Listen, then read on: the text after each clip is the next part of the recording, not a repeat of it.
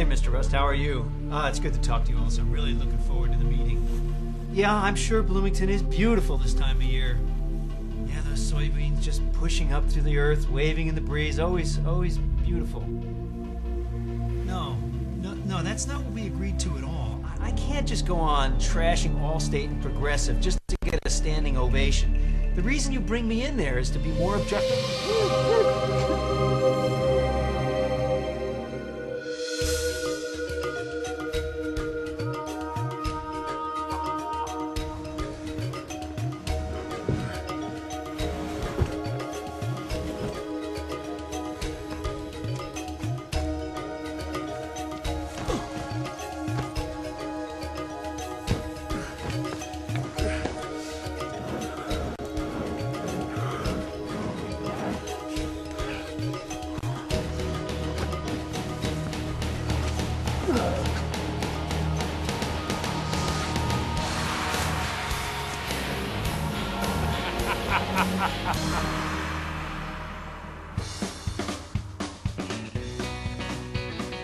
Am I?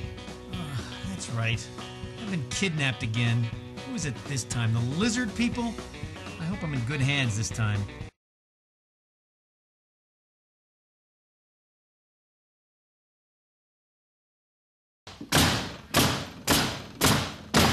Say, you're pretty fast. Thanks. Trouble is, you walk around with the trigger depressed like that, and you'll stop yourself or a co-worker cold. What do you mean? You ever wonder why they call Jimmy Flash? Because he's a photographer. Jimmy wasn't always a photographer. He once had a promising career ahead of him as a star tailback for Notre Dame. Flash O'Hara. The pros were sizing him up. You tell the rest, Jimmy. I once had a summer construction job. I was using a nail gun, holding down the trigger and really zipping along, when I bent down to pick something up and brushed the contacting element against my leg. The nail went right into my leg. But hey, it ain't so bad. You get used to the limp. I don't mind being a shutterbug now. Though I do miss playing ball and going to dances. But hey, it ain't so bad.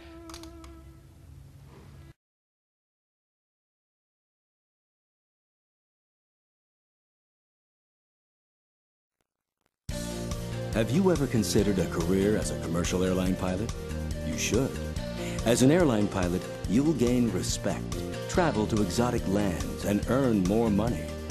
If you have the will to succeed and a valid credit card account, you can learn to fly with the Captain Chuck Powers 10 Days to Take Off Home Study Course.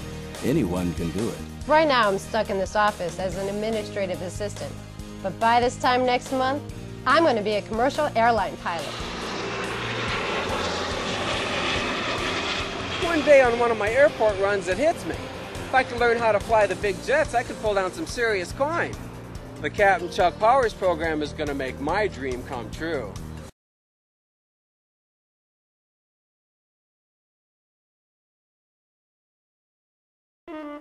Invisible assistants are making phone calls that would typically be made by the agent or his staff. One must wonder what effect this has on the normal, or should I say visible, employees. So what's it like working with invisible assistants? To tell you the truth, it was a little creepy at first. I mean, not only are they invisible, but I was worried they were going to try and take my job. But I soon realized there were still plenty of other things to do around here. And to be honest, they sure make things a lot less hectic. So you found it to be a positive experience? Oh, heck yeah. I mean, there's lots of things to do around here. And Invisible Assistant Julie is like my best friend now. Though most of my other friends still think she's imaginary. So while they seem to be quite a hit with agency staff, how do customers feel about getting calls from invisible assistants? I spoke with one such customer, Edith Lavender, when she dropped by the agency. Every year, about a month before my policy renewal comes due, I get a phone call from a nice young man named Rick. He was always so friendly and well-spoken. I didn't know until just now that he was invisible.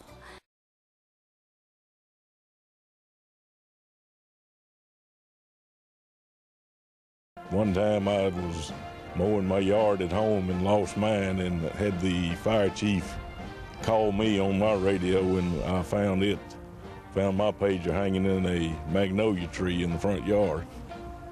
I decided that if the pager in fact was still working after going through the compactor, that possibly we could get on the radio and see if we could hear it talking in the compactor truck. Test 1, 2, 3. Testing 1, 2, 3. Unit 1 to Unit 30. Test 1, 2, 3. Y'all hear anything? Testing 1, 2, 3. Here it is, right here. Right here. Here it is.